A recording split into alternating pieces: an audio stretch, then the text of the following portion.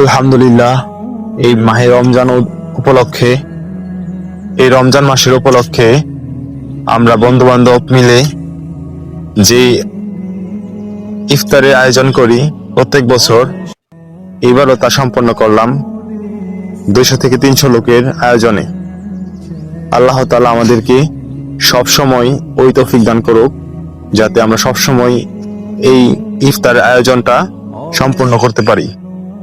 চেষ্টা আছে আগামী রমজান থেকে আরো ভালো কিছু করার, এবং কি আল্লাহ তাআলা যদি ওই রকম তৌফিক দান করে, সামর্থ্য দেয়, তাহলে অবশ্যই আগামীতে গরিব দুঃখীদের পাশে আমরা দাঁড়াবো ইনশাল্লাহ।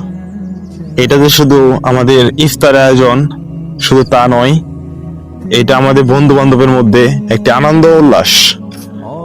এর মাধ্যমে আমরা সকলে একত্র হতে পারি। আর মাহে রমজান এটা হচ্ছে আমাদের বরকতময় একটি মাস, সকলের জন্য তাই দোয়া রইল, এবং সকলে আমাদের জন্য দোয়া করবেন যাতে আগামীতে কিছু ভালো করতে পারি, সকলের মন জুগাইয়া কাজটা সম্পন্ন করতে পারি।